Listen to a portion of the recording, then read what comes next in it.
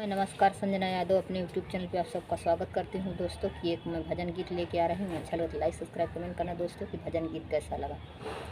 सबेरे उठी दर्शन दिहा भगवान हो, सबेरे उठी दर्शन जे हमरे राम जी के जेवाना बनई है रामा, जे हमरे राम जी के जेवाना बनई है रामा।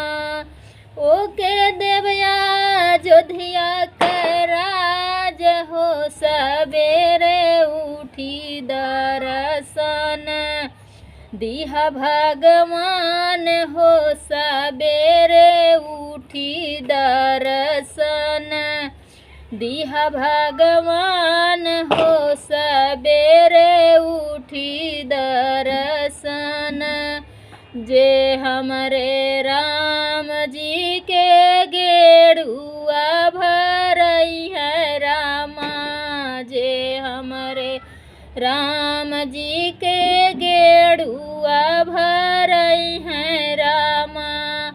ओके देवया जोधिया के राज हो, सबेरे उठी दर्शन दिहा भगवान हो, सबेरे उठी दर्शन दिहा भगवान हो, सबेरे उठी दर्शन जे हमरे राम जी के बीरावा जोरई है रामा, जे हमरे राम जी के बीरावा जोरई है रामा।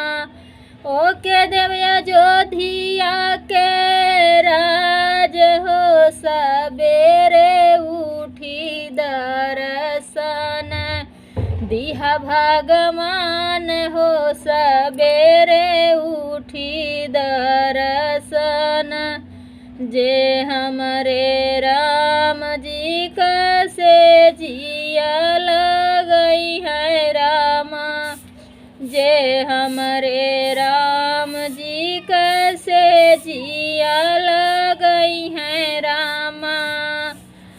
ओके देवया जोधिया के राज हो, सबेरे उठी दर्शन दिहा भगवान हो, सबेरे उठी दर्शन।